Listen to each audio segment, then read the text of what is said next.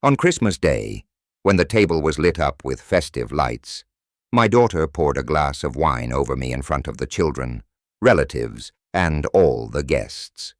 Her rage erupted amid toasts to the family, shattering the illusion of a happy holiday. But the shock that flashed across her face when I permanently removed her from my will was only the beginning. I had no intention of stopping. It was already too late. Before we continue, please subscribe to the channel and let us know where you are listening in the comments. The wineglass trembled in my hand as I stood at the head of the dinner table, ready to make my toast. Christmas Eve, 2023. The turkey gleamed golden under the chandelier light. Candles flickered warmly, and my best white dress shirt felt crisp against my chest. Perfect, just like Margaret would have wanted. To family, I began raising my glass toward my daughter Caitlin, her husband Andrew, and their children. To remembering those we've lost and cherishing. Caitlin's bitter laugh cut through my words like breaking glass. Stop this hypocrisy. Her voice cracked with 5 years of accumulated rage. You deserve this. The red wine arced through the air in slow motion, catching the Christmas lights as it flew. Burgundy liquid splashed across my face, soaking into my collar, dripping down my chin onto the pristine tablecloth. The silence that followed was deafening. Emma started crying. 8-year-old Jake ducked behind his father's chair. The Wilsons, our neighbors, froze with forks halfway to their mouths. Aunt Mary dropped her napkin. I stood motionless, wine still dripping. My engineer's mind cataloging details, the temperature of the liquid, the spray pattern across my shirt, the exact trajectory from Caitlin's position. 42 years old and my daughter had just thrown wine in my face at Christmas dinner. Caitlin, stop. The children are watching, whispered, but his voice carried no authority. She wasn't finished. Rising from her chair, Caitlin's face twisted with resentment that had been festering since Margaret's funeral. 5 years, Dad. 5 years I've begged for help with credit cards, and you buy them cheap plastic toys from the dollar store. The Wilsons began gathering their coats with awkward efficiency. We should probably, Mrs. Wilson mumbled, not meeting anyone's eyes. Those aren't be cheap toys, I said quietly, wiping wine from my chin. I chose each one carefully cheap. Caitlin's voice rose higher. While you sit in this big house hoarding Mom's life insurance money, your grandchildren get garbage. Aunt Mary attempted damage control. Caitlin, honey, this isn't the time or place. When is the time, Aunt Mary? When he's dead and it's too late. Caitlin grabbed the gift I'd wrapped for Jake, a model airplane kit I'd spent hours selecting. Look at this $20 junk while he's worth $500,000. Andrew tugged at her arm. Please, let's go home and talk about this properly. But I was studying my daughter's face, seeing clearly for the first time in years the calculation behind her anger, the way she'd arrived empty-handed but expected gift, how she'd criticized everything, the wine I'd chosen, the china I'd set, the meal I'd prepared alone. Emma sobbed louder. Mommy, stop yelling at Grandpa. Your grandfather doesn't care about us. Caitlin snapped, tearing open Jake's present. See this plane? This is what 48 years of being his daughter gets you. Scraps. The model plane scattered across the floor in pieces. Jake whimpered. I bent to collect the broken parts. My movements deliberate and calm. When I straightened, every eye in the room was watching me. The wine stain spread across my chest like a map of betrayal. Thank you, Caitlin, I said. my voice steady as bedrock. "Thank you for showing your true face." She faltered for a moment, perhaps recognizing something new in my tone. But then her momentum carried her forward. "My true face? What about yours, Dad? The grieving widower hour act while you count every penny." She swept Emma's gift off the table. "These children deserve better than your stinginess." The neighbors had reached the front door. I heard their car starting in the driveway. Andrew made one last attempt. "Caitlin, we should leave now. The kids are upset." But Caitlin was building to her crescendo, listing every financial request I'd denied over the years. Each word felt like another splash of wine. But this time, I was ready. This time I was watching, learning, remembering. My engineer's mind began calculating possibilities. The credit card debt, Dad. $18,000 we asked you to help with last spring. Caitlin paced behind the scattered gifts, wineglass still clutched in her trembling hand. "And what did you say?" "Learn to budget better." I remained standing by my chair, wine cooling against my skin, processing each accusation with mechanical precision. Behind me, Aunt Mary quietly ushered Emma and Jake toward the living room. But their frightened whispers still carried the roof repairs 2 years ago. $12,000. We practically begged. Caitlin's voice cracked with genuine emotion now, or a convincing performance of it. "You said the bank would give us better terms than family could." Andrew stood helplessly between his wife and the door, car keys jingling in his nervous hands. "We really should go. This isn't solving anything." "Solving?" Caitlin whirled on him. "Nothing gets solved because he sits in his fortress, counting Mom's money while his own family struggles." The accusation about Margaret's life insurance hit differently than the others. I felt something shift inside my chest. Not pain, but clarity. Cold, analytical clarity. "Your mother's life insurance," I repeated slowly, "paid for Emma's medical bills when she was born. You know this. Some of it. What about the rest?" Caitlin gestured wildly at our surroundings. "This house, the renovations, your precious workshop in the basement. Meanwhile, Jake needs tutoring. We can't afford." From the living room came Emma's sniffling, and Jake's questions about why Mommy was angry with Grandpa. Aunt Mary's gentle responses couldn't mask their confusion. I moved to the fireplace, stepping over scattered wrapping paper, wine stains marking my path across the carpet. Each step felt measured, deliberate. "The tutoring you mentioned in October?" "Yes. And you said I'd pay for it directly. I called 3 services and left messages with your school counselor. You never followed up." Caitlin's momentum faltered. "That's not... We were waiting for the right program." Andrew cleared his throat. "Maybe we were looking at other options first." Other options. I turned from the fireplace, and something in my expression made both of them step back. "Or other sources of money." The room grew quiet, except for the grandfather clock's steady tick and the children's whispers. Aunt Mary appeared in the doorway, coat already on, Jake's hand in hers. "Paul, I'm taking the children home with me tonight," she announced firmly. "This isn't appropriate for them to witness." "Aunt Mary, don't," Caitlin started. "No." Mary's voice carried authority that surprised everyone. "You've embarrassed yourself and traumatized these babies enough. Emma, sweetie, get your coat."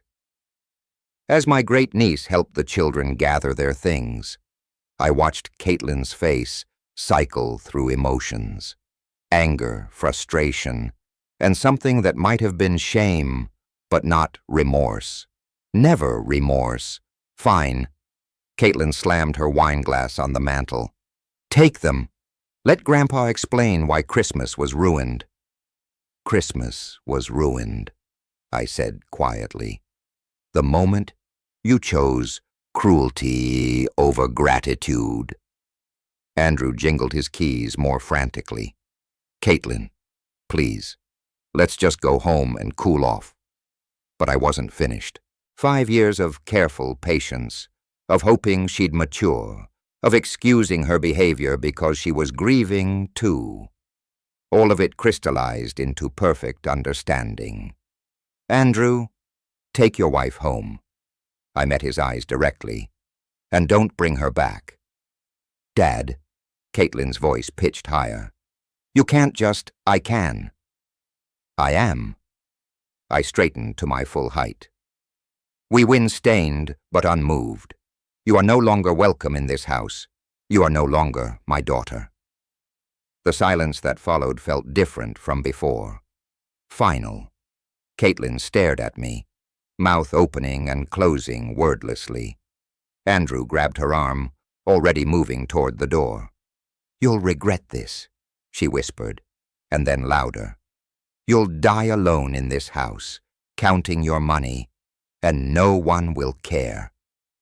The front door slammed hard enough to rattle the windows, car doors banged shut, tires squealed against the driveway pavement. I stood alone in my ruined dining room, surrounded by scattered gifts and broken dreams, wine still dripping steadily onto Margaret's good carpet. The grandfather clock chimed 9 o'clock. The echo of Caitlin's departure hung in the air like smoke. I surveyed the wreckage methodically. Overturned wine glasses, torn wrapping paper, the model airplane scattered in pieces by the hearth. Christmas dinner sat cooling on the table, untouched plates beside demolished place settings.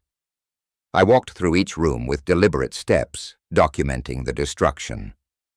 In the living room, cushions lay askew where Jake had hidden behind chairs. The kitchen counter bore wine splashes that had somehow traveled 15 feet from the dining room. Even the hallway walls showed burgundy spots. My engineer's training kicked in automatically, assessed the damage, gather evidence, formulate a plan. From my shirt pocket, I retrieved my phone and began photographing everything. The wine stain across my dress shirt, the broken gifts, the disrupted table setting. Each image time-stamped and precise, I narrated as I worked, recording voice memos with clinical detachment. December 24th, 9:15 p.m. Subject threw approximately 4 ounces of red wine across a distance of 8 feet, demonstrating clear intent and premeditation. My voice sounded strange in the empty house. Destruction of gifts intended for minors, public humiliation in presence of neighbors and extended family. In my study, I opened the wall safe behind Margaret's portrait. Inside, insurance documents, the will I drafted 3 years ago, investment statements, property deeds, everything Caitlin assumed she knew about, but had never actually seen. The will had been simple then, straightforward, naive. I spread the documents across my mahogany desk, turning on the banker's lamp that had belonged to my father. Numbers told stories if you knew how to read them. Asset values, account balances, insurance beneficiaries, a lifetime of careful planning, conservative investments, and methodical savings. Margaret's life insurance had indeed been substantial, but Caitlin's accusations about hoarding were categorically false. I pulled up my banking app, scrolling through 5 years of transactions. Emma's medical bills paid in full. Jake's daycare costs covered for 2 years. The roof repair Caitlin mentioned. I transferred $12,000 to their account in March 2022. My phone buzzed. Text message from Caitlin. "Dad, I'm sorry about tonight, but you really hurt us by saying I'm not your daughter anymore. Can we talk tomorrow?" No apology for the wine, no acknowledgement of the children's trauma, No mention of the destroyed gifts or humiliated neighbors. Just manipulation disguised as reconciliation. I screenshotted the message and added it to my evidence folder. Another text. Andrew says, "I should have handled it differently, but you know I'm under a lot of stress with money problems. Please don't stay mad." Still no genuine remorse. The pattern was clear now, documented and undeniable. I dialed my lawyer's office knowing I'd reach voicemail after business hours on Christmas Eve. "Mark, this is Paul Carter. I need an urgent appointment as soon as possible after Christmas. The matter involves revising my will and cannot wait until the new year. Please call me back tonight or first thing tomorrow morning." The house felt different now, not empty, liberated. I removed my wine-stained shirt and walked upstairs to change, leaving the evidence bagged and labeled on my desk. In the mirror I looked older somehow, not defeated, but clarified, focused. Margaret's photograph watched from the dresser. I picked it up, studying her gentle smile, her kind eyes that had never seen Caitlin's true nature. "I'm sorry, dear," I whispered to the frame. "I should have set boundaries years ago, but I'll fix this now."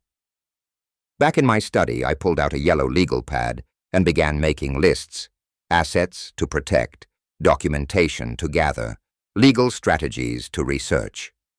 My handwriting remained steady, methodical, purposeful. The phone rang at 10:30. Mark Lean calling back, despite the late hour. "Paul, I got your message. Are you all right? You sound different." "I'm fine, Mark. Better than fine, actually. How soon can we meet?" "Well, tomorrow's Christmas, but I could see you Thursday morning if it's truly urgent." "It is." I glanced at the evidence spread across my desk, at the photographs documenting Caitlin's assault, at the text messages revealing her true priorities. "We need to discuss inheritance protection strategies. My daughter has shown her hand, and I intend to respond accordingly." "I see." Mark's tone grew professional. "Bring any relevant documentation. We'll review your options comprehensively." After hanging up, I sat back in my leather chair and surveyed the transformation. 6 hours ago, I'd been a lonely widower, hoping for family reconciliation. Now I was something else entirely. A man with purpose, armed with evidence, and absolutely clear about his objectives. The grandfather clock chimed 11. Outside, Christmas lights twinkled peacefully in neighbors' windows. Inside, I began planning Caitlin's education in consequences. By morning I would need John's counsel. Christmas morning arrived gray and quiet.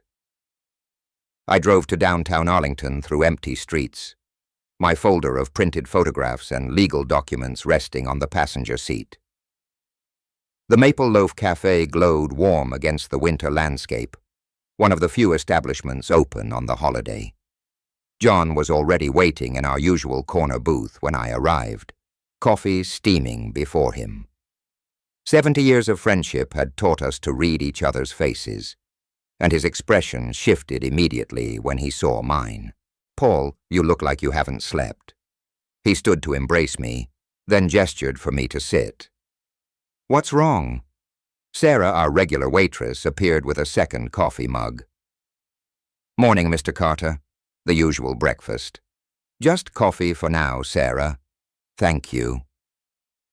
Once she'd retreated, I opened my folder methodically. John watched with growing concern as I arranged documents across the small table. Christmas Eve didn't go as planned. I began sliding my phone toward him. The first photograph showed my wine-stained dress shirt in stark detail. John's weathered face transformed as he scrolled through the images. "Sweet mother of—" He looked up sharply. Caitlin did this in front of the children, in front of neighbors. My voice remained steady, but John knew me well enough to hear the fury beneath. She threw wine directly in my face during my Christmas toast. 48 years of friendship, Paul, and I've never seen you this coldly determined. John set the phone down carefully. Tell me everything. I recounted the evening systematically, the build-up, the explosion, the accusations, the aftermath. John listened without interruption, his jaw tightening with each detail. Sarah returned to refill our cups, catching fragments, destroyed the children's gifts, and no genuine apology afterward. She lingered longer than necessary, clearly absorbed in our conversation. When I finished, John leaned back against the booth's worn leather. What's your next move? From my jacket, I produced a green marker and withdrew my current will. John watched in fascination as I methodically crossed out every mention of Caitlin Smith in the beneficiary sections. I meet with my lawyer tomorrow, I explained, continuing to mark through her name. Complete disinheritance. What about Emma and Jake?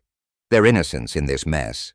I'll establish a separate trust fund for them, accessible at 25 with behavioral conditions attached. I kept the marker with a sharp click, but only if they demonstrate genuine respect for family. Sarah approached again, ostensibly checking our table but clearly eavesdropping. More coffee, gentlemen? We're fine, thank you, John replied, waiting until she moved away. He lowered his voice. You'll need an executive you can trust completely. I was hoping you'd accept that responsibility. John reached across the table, squeezing my shoulder with surprising strength. Of course, I will. It's about time someone taught that girl consequences. I pulled out my legal pad, writing Mark Levin's contact information. The lawyer suggested a video testament explaining my reasoning. Would you witness it? Absolutely. John studied the crossed-out will with grim satisfaction. You know, I always suspected she was trouble. Margaret was too kind to see it. Margaret believed in second chances and third chances and fourth. I gathered the documents back into their folder. I spent 5 years hoping Caitlin would mature. Christmas Eve proved that was naive optimism. Sarah appeared again, this time bringing our check despite our barely touched coffee. You gentlemen have a wonderful holiday, she said with obvious curiosity, her gaze lingering on our paperwork. Outside the cafe, John walked me to my car. The December air felt sharp and clean after the stuffiness inside. Call me after you meet with the lawyer, he said. I want to know every detail of the plan. I checked my watch. 11:30. The lawyer's office opened at 2. Actually, would you like to come along? As potential executive, you should understand the legal framework. Wouldn't miss it. John grinned with unexpected fierceness. It's time your daughter learned that actions have consequences. Driving home through the quiet Christmas streets, I felt something I hadn't experienced in years. The satisfaction of having a clear objective and the resources to achieve it. My phone buzzed with another text from Caitlin. Dad, please don't stay angry. We can work this out. Still no real apology. Still no acknowledgement of the trauma she had inflicted on her own children. I deleted the message without responding. The elevator climbed steadily toward Mark Levin's 20th floor office, carrying John and me past the bustling commerce of downtown Boston.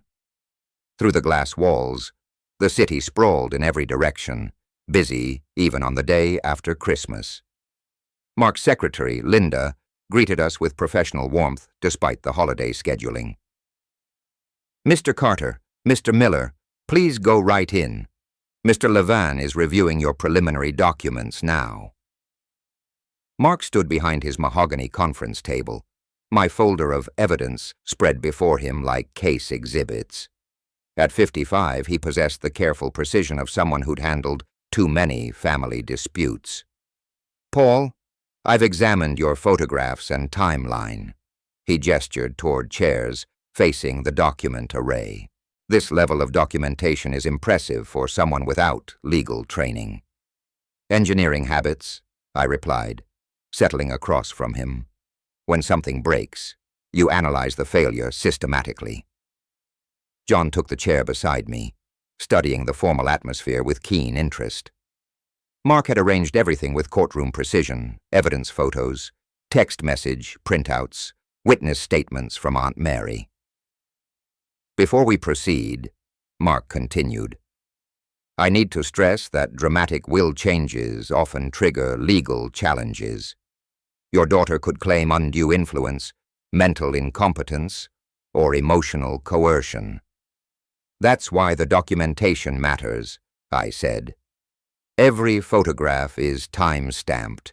Every text message is preserved. The pattern of behavior is undeniable. Mark picked up a magnifying glass, examining the Weinstein photos with professional scrutiny. These images clearly show deliberate assault. Combined with witness statements, they establish a solid foundation for behavioral exclusion. Behavioral exclusion? John asked. Massachusetts law permits disinheritance based on demonstrable mistreatment of the testator, Mark explained. Physical assault, public humiliation, and ongoing financial manipulation all qualify as sufficient grounds. I leaned forward. What specific language do we need? Mark pulled out a yellow legal pad, sketching outline notes. We'll draft a comprehensive exclusion clause citing specific incidents with supporting documentation. The more detailed, the harder to challenge. And John's role as executive essential. Mark turned to John. Are you prepared to defend this will against potential legal challenges? It could involve depositions, court appearances, and significant time commitment. John straightened in his chair. Paul's been my closest friend for 48 years. If his daughter wants a fight, she'll get one. Mark nodded approvingly. Good.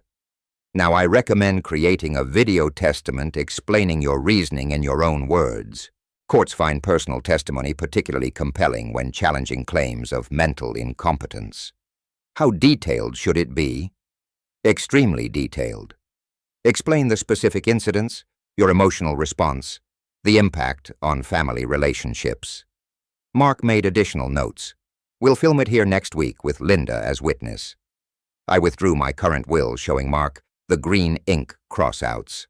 How quickly can we finalize the changes? 2 weeks for complete documentation, including video component. Mark examined my markings with professional interest. I'll also recommend establishing that separate trust fund for your grandchildren, accessible at 25 with respect conditions. What kind of conditions? Written letters of understanding regarding family obligations. Annual community service requirements demonstrated financial responsibility. Mark's pen moved steadily across his legal pad. Essentially, they'll earn their inheritance through character development. John smiled grimly. That's beautifully designed. The children get security, but only if they don't follow their mother's example. Mark gathered the evidence materials into organized stacks. Paul, I'll draft preliminary documents by Friday. Review them carefully. Then we'll schedule the video testament for early next week. And if Caitlin challenges the will, these photographs and text messages create powerful evidence of her true character, Mark replied. Combined with your systematic documentation and video explanation, any challenge becomes very difficult to sustain. As we prepared to leave, Mark's expression grew more serious. One final point. Avoid any direct confrontation with your daughter during this process. If she approaches you seeking reconciliation, document everything, but don't engage emotionally. Actually, I said, I hope she does approach me. It would provide additional evidence of her manipulative patterns. Mark studied my face carefully. Just remember, everything you say or do from this point forward could become courtroom evidence. Stay methodical, stay documented, stay controlled. In the elevator descending towards street level, John chuckled with dark satisfaction. Your daughter has no idea what's coming. She will soon enough. I checked my watch. 4:30 p.m. Drive home with me, John. I want to show you something in my study. Outside, Boston's winter afternoon was already darkening toward evening. But for the first time in years, I felt completely energized. The pieces were falling into place with engineering precision. My phone rang as we reached the parking garage. Caitlin's number. I showed John the display, then answered with deliberate calm. Hello, Caitlin. Dad, I'm so glad you answered. Andrew and I have been talking, and we really think we should meet in person to work things out properly. Perfect. Absolutely perfect. That might be possible, I replied, catching John's knowing look. When were you thinking? Could we come by tomorrow evening? Maybe around 6 o'clock. I want to explain everything properly without all the holiday stress. 6 and Rog tomorrow works fine. I ended the call and turned to John with calculated satisfaction. She's coming directly into the trap, recording device already prepared. I felt the weight of strategic advantage settling around me like armor. By tomorrow night, I'll have everything I need to make her disinheritance absolutely unassailable. The morning after New Year's Day found me in my study, replaying Caitlin's recorded apology for the 3rd time. Her emphasis on financial security for the grandchildren had been too deliberate, too calculated. Something nagged at my engineer's mind, a pattern I couldn't quite identify. I pulled up my online banking, methodically reviewing recent transactions, normal pension deposits, utility payments, grocery purchases. But buried in December's statements, I noticed something odd. Login notifications from devices I didn't recognize at times when I'd been sleeping. John, it's Paul. I dialed my friend's number while staring at the suspicious activity. Can you meet me at First National this morning? I need to check something and I'd prefer a witness. Of course. What's wrong? Maybe nothing. Maybe everything. I'll explain when you get here. An hour later, we sat across from Robert Mason, the branch manager who'd handled my accounts for 15 years. His usually cheerful demeanor grew serious as he pulled up my financial records. Paul, I need to show you something that's been concerning me. Robert turned his monitor toward us. This credit line was established with your personal guarantee 2 years ago. I stared at the document displayed on his screen. $25,000 secured against my home equity with monthly payments, automatically deducting from my checking account. My signature appeared at the bottom, except it wasn't my signature. I never signed this document. My voice remained steady, but John leaned forward, studying the screen intently. Robert pulled out a magnifying glass, comparing the signature to my actual signature on file. You're absolutely right. Look at the P in Paul. Your real signature has a distinctive loop here. This one doesn't. John whistled softly. She forged your name for $25,000. Apparently. So I photographed the document with my phone, ensuring the timestamp was visible. Robert, what's the process for reporting this fraud? I'll need to file a formal report immediately. This document will be flagged, and we'll begin investigating all recent account activity. Robert's fingers moved quickly across his keyboard. I'm also recommending we review every account where Caitlin has any access. The next 3 hours revealed the systematic scope of my daughter's deception. Joint savings accounts I'd forgotten about, opened when she was 18. Credit cards where I'd been listed as a guarantor without my knowledge. Investment accounts where she'd been gradually transferring small amounts always below the threshold that would trigger automatic notifications. The total exposure is approximately $47,000, Robert announced after reviewing everything, all linked to forged documents or unauthorized account access. I sat back in the leather chair, processing the numbers with cold calculation. $47,000 stolen through systematic fraud over nearly 3 years. No wonder she'd been so desperate to secure her inheritance. She'd been living off my credit for years. Remove her from every account immediately, I instructed. Change every password, security question, and access code. I want John Miller added as the sole alternate contact and beneficiary on everything. Robert nodded grimly. I'll also need to report this to the police. Financial fraud of this magnitude requires criminal investigation. Do it. I stood, gathering the printed evidence into my folder. And Robert, I want copies of every forged document, every unauthorized transaction, every suspicious login, everything. Of course, I'll have the complete package ready by tomorrow morning.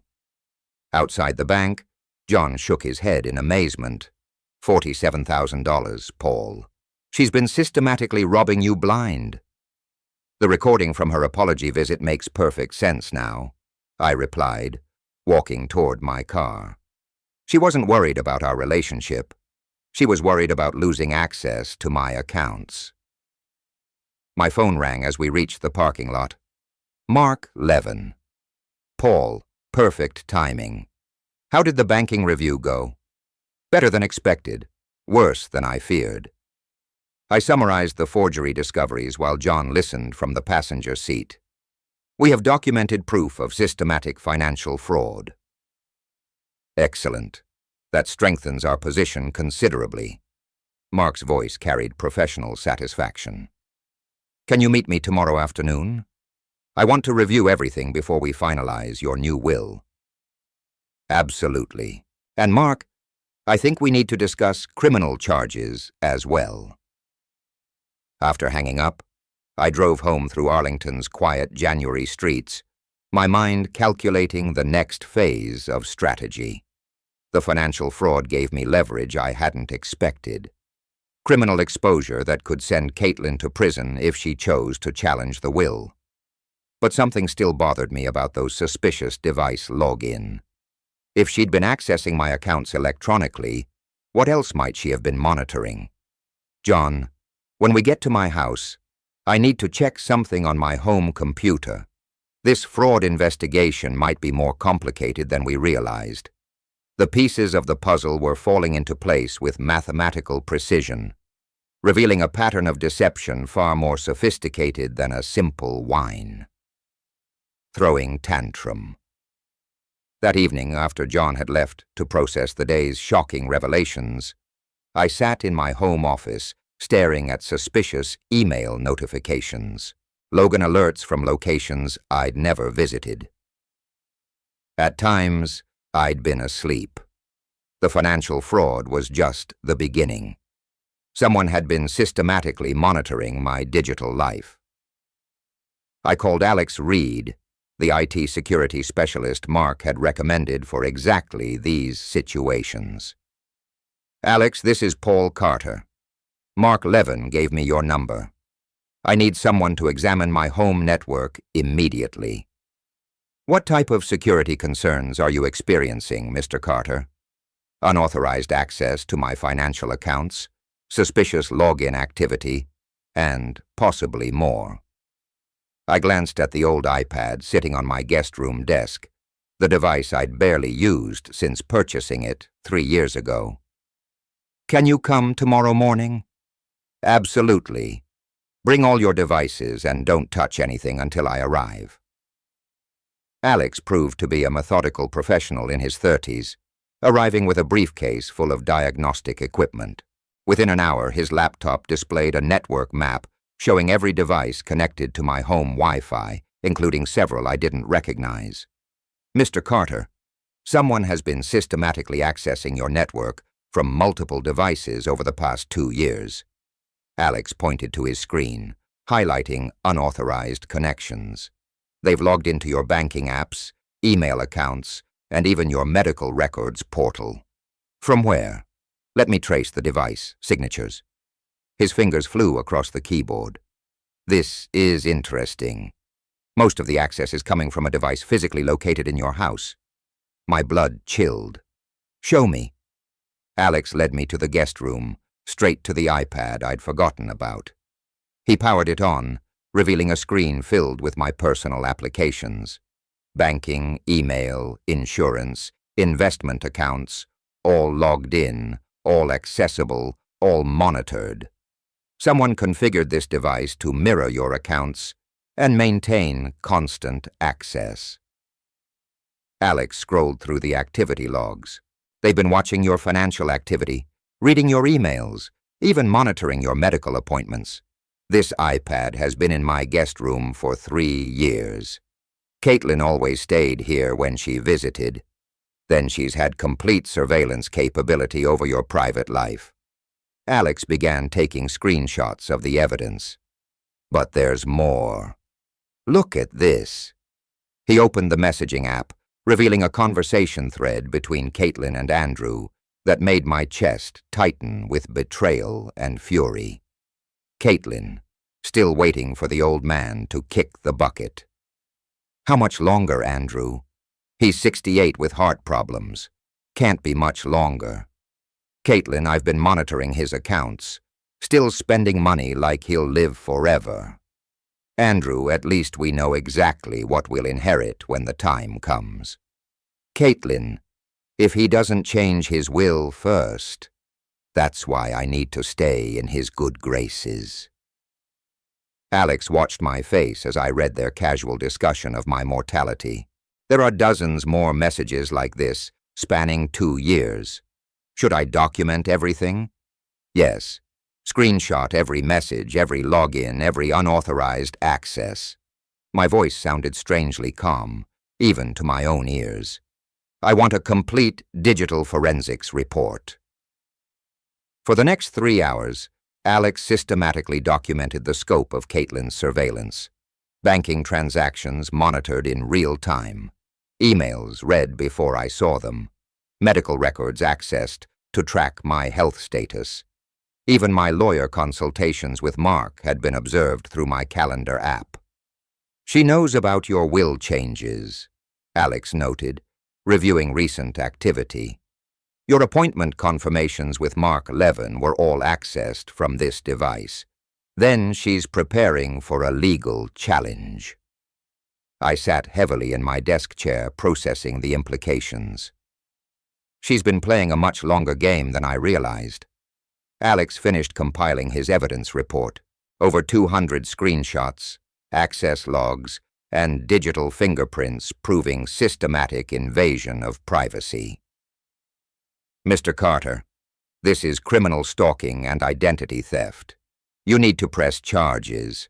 I intend to. I gathered the printed evidence into my growing folder of documentation. But first, I need to create something that will protect my intentions if she tries to challenge them legally. A video will.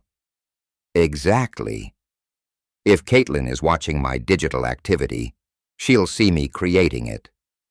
Let her know that I'm completely aware of her deception. That evening, I set up my laptop camera and recorded a detailed video explanation of my decision to disinherit Caitlin completely.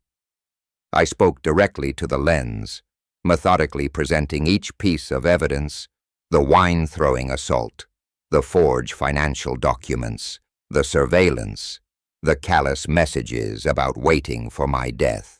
If someone is watching this video, it means Caitlin has challenged my will posthumously, I concluded. Every decision I've made has been deliberate, documented, and legally sound. She has shown her true character repeatedly, and I've responded accordingly. After uploading the video to secure cloud storage and sending copies to Mark, I called Alex back to implement comprehensive digital security measures. From now on, all my devices require 2-factor authentication, encrypted communications, and regular security audits. I instructed, I want my digital life completely protected from further surveillance. As Alex finished securing my network, I felt the satisfaction of closing another avenue of Caitlin's deception. She'd been watching me for years, waiting for me to die naturally while systematically stealing from me financially. Now she would discover that her surveillance had provided me with the evidence needed to ensure she received exactly what she deserved. Nothing. My phone buzzed with a text from Mark. Restraining order, paperwork ready. Can you meet at courthouse Thursday morning? Perfect timing. The legal protection phase could begin. February afternoon, sunlight streamed through my study window as I sorted through thank you letters from people who'd attended my elder abuse prevention talks. The community response had been overwhelming. Dozens of seniors sharing their own stories, requesting guidance, expressing gratitude for my advocacy work. Car doors slammed outside with unusual violence. Through the window, I watched Caitlin emerge from her SUV, her face twisted with desperate fury. She yanked something from her trunk, a handmade poster board sign crudely lettered in red marker. My phone was already in my hand, recording as she positioned herself on the sidewalk directly in front of my house. The sign read, "My father betrayed his family." "People! Look!" Caitlin's voice cracked as she shouted toward neighboring houses. "This man cut off his own grandchildren from their inheritance. Paul Carter is a heartless father." Curtains moved and windows. Front doors opened cautiously.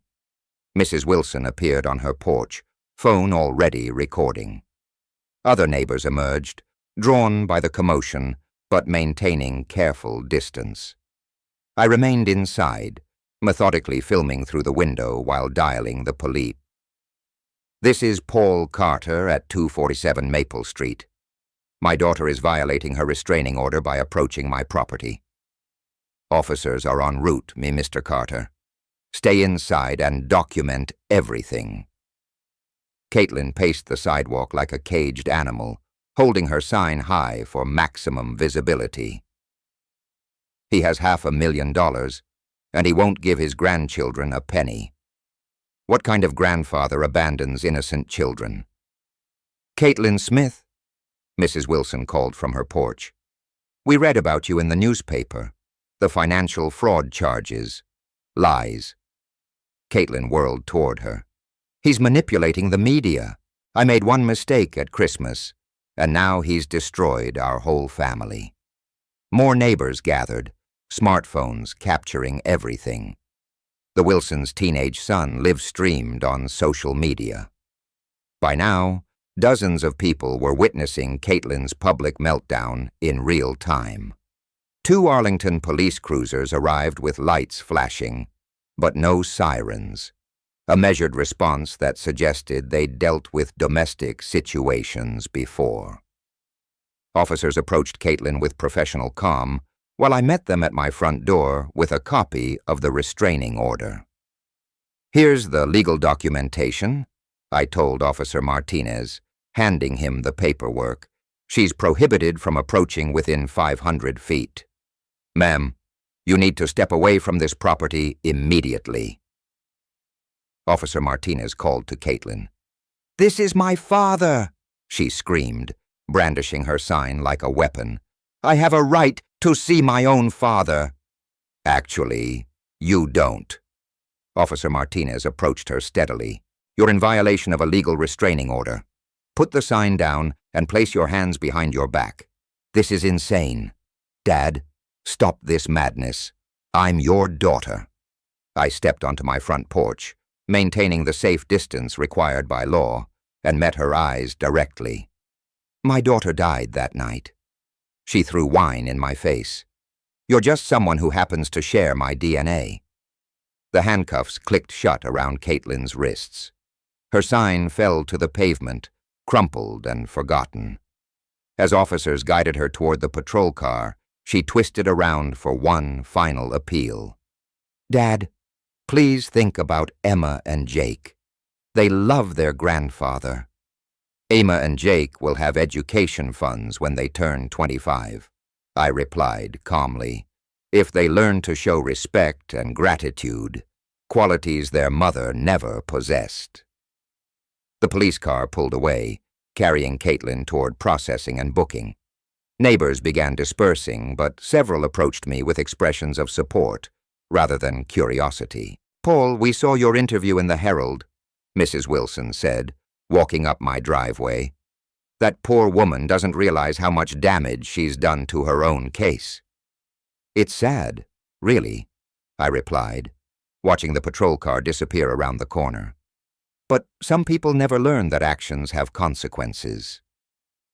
As the crowd dispersed, I returned to my study and reviewed the phone footage I'd captured.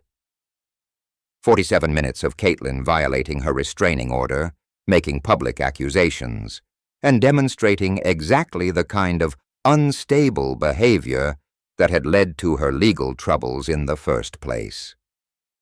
Mark would be very interested in this latest evidence. The court date was approaching, and Caitlin had just provided the final piece of documentation needed to ensure my victory was complete and permanent. My phone buzzed with a text from an unknown number. "Dad, they're saying I'll face criminal charges now. Can we please talk before this gets worse?" Too late for that conversation. Far too late. 1 week after Caitlin's arrest, I sat across from Mark in his downtown Boston office, watching him arrange the most comprehensive legal evidence package I had ever seen. Documents filled 3 bankers' boxes: financial fraud proof, digital surveillance records, restraining order violation videos, and witness statements from neighbors, bank officials, and IT specialists. Paul, in 30 years of family law, I've never seen a case this thoroughly documented, Mark observed, spreading key exhibits across his conference table. Your engineering background shows in every detail. Methodical preparation prevents poor performance, I replied, studying the evidence array. When do we present this to the judge? Both hearings are scheduled for next week. The criminal case for restraining order violation and the civil challenge to your will. Judge Thompson will review everything comprehensively. The courthouse corridors buzzed with activity as we arrived for the combined hearings. Mark wheeled 2 suitcases of evidence while I carried my video testimony equipment. Local media had gathered, attracted by the elder abuse angle that had made my stories regionally significant. Inside the courtroom, Caitlin sat beside her court-appointed attorney, looking diminished and desperate. She avoided eye contact, staring instead at the table where her lawyer shuffled through a pitifully thin file of defensive arguments. "Your Honor," Mark began his presentation, "we have systematic evidence of elder abuse spanning multiple years, escalating from emotional manipulation to financial fraud to invasion of privacy." Judge Thompson, a stern woman in her 60s, examined the first exhibit, enlarged photographs of forged signatures alongside my authentic ones. "The handwriting analysis is quite clear. These signatures don't match." "Correct, Your Honor. Bank security footage shows the defendant obtaining credit using fraudulent documents, resulting in $47,000 in unauthorized debt against my client's assets." The digital evidence proved even more damaging. Alex Reed testified via video link, explaining how Caitlin had maintained systematic surveillance of my private accounts, email, and medical records for over 2 years. She accessed his banking applications daily. Alex reported his technical expertise, lending credibility to every statement. We recovered private messages where she discussed waiting for his natural death while monitoring his financial activity. Those messages, displayed on the courtroom's large screen, created visible discomfort among observers. Caitlin's casual discussion of my mortality, her impatience with my continued health, her cynical calculations about inheritance timing, all preserved in damning detail. Your Honor, Caitlin's lawyer attempted damage control. My client was grieving her mother's death and under extreme financial stress. Financial stress caused by systematic fraud against her own father. Mark interrupted smoothly. Stress she created through her own criminal behavior. Jay testified about our 48-year friendship, describing my character transformation from grieving widower to confident advocate.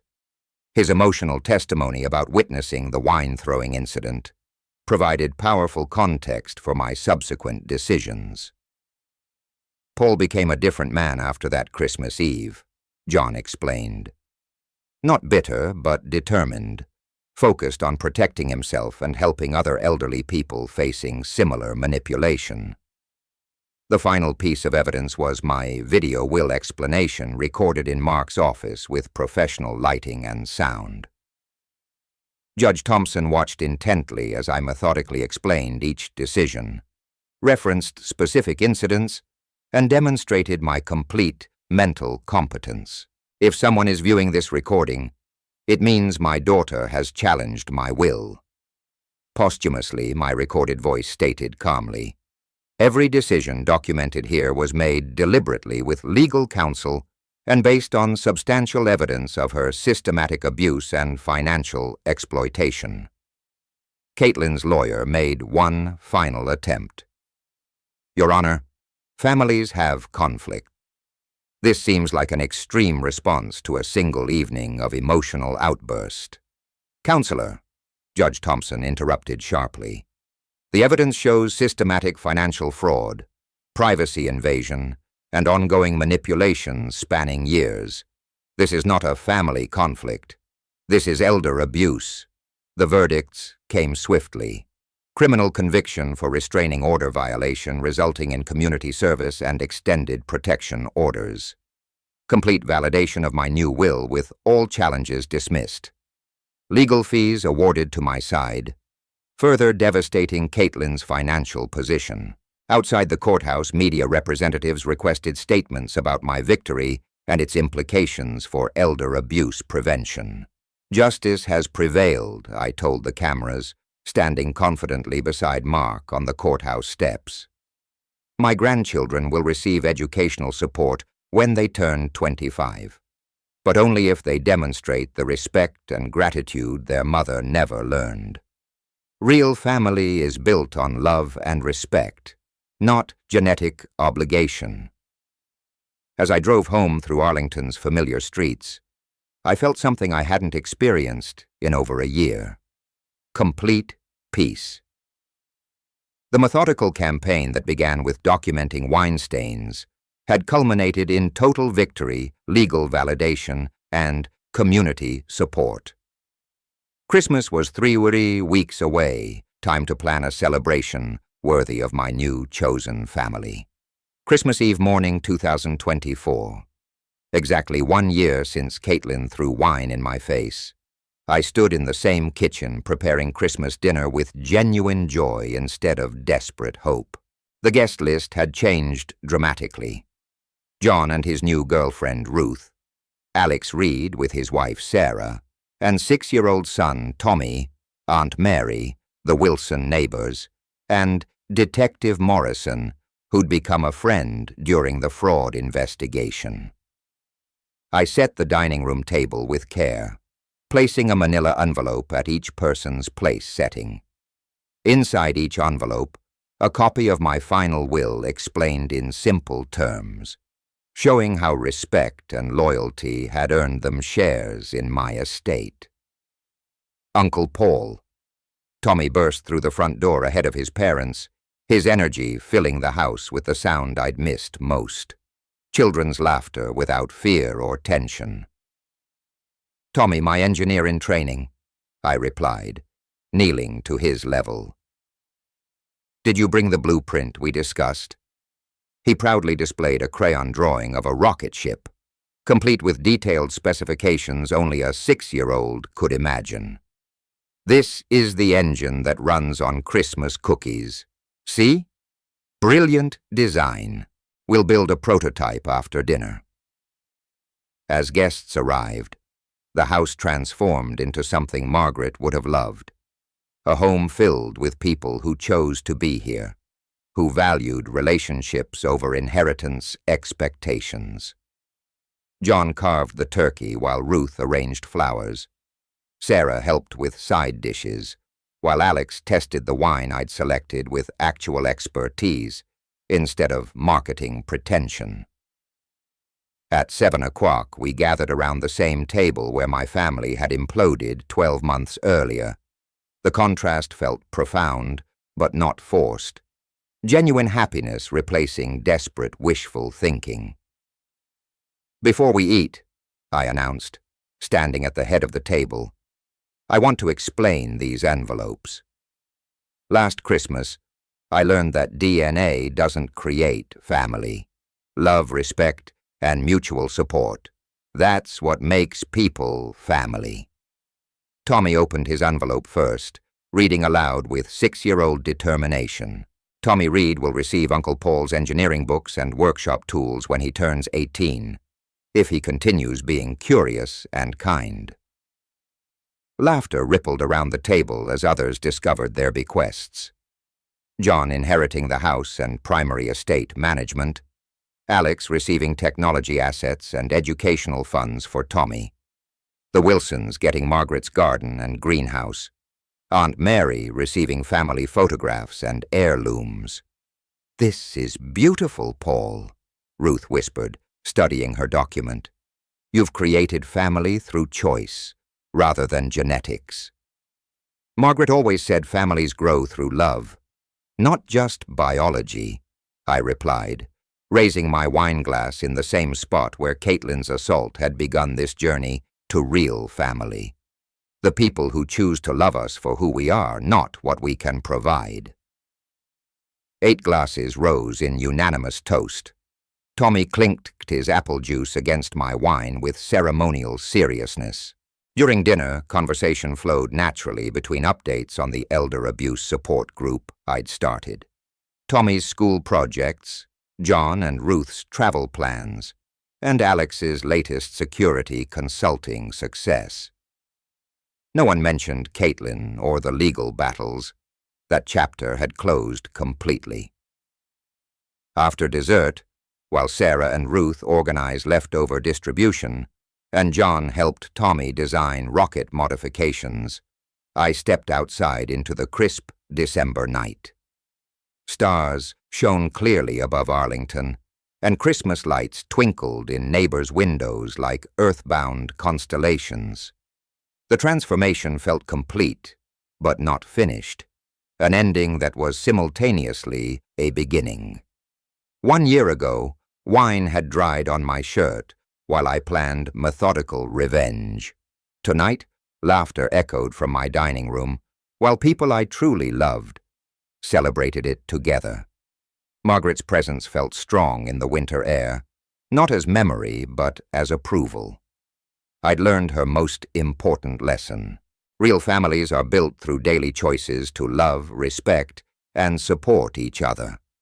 Blood might provide the starting point, but character determines the destination. Tommy's voice called from inside. "Uncle Paul, come see our rocket. It's got cookie fuel and everything."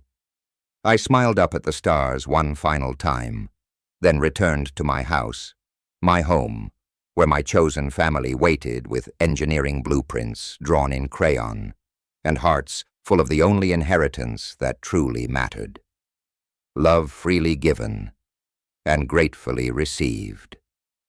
The grandfather clock chimed 9, marking not an ending, but a new beginning, filled with possibilities as endless as Tommy's imagination and as solid as the friendship that had sustained me through the darkest year of my life. Real family had found me at last.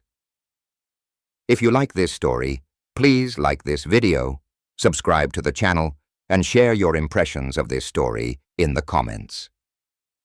To listen to the next story, click on the box on the left. Thank you for watching.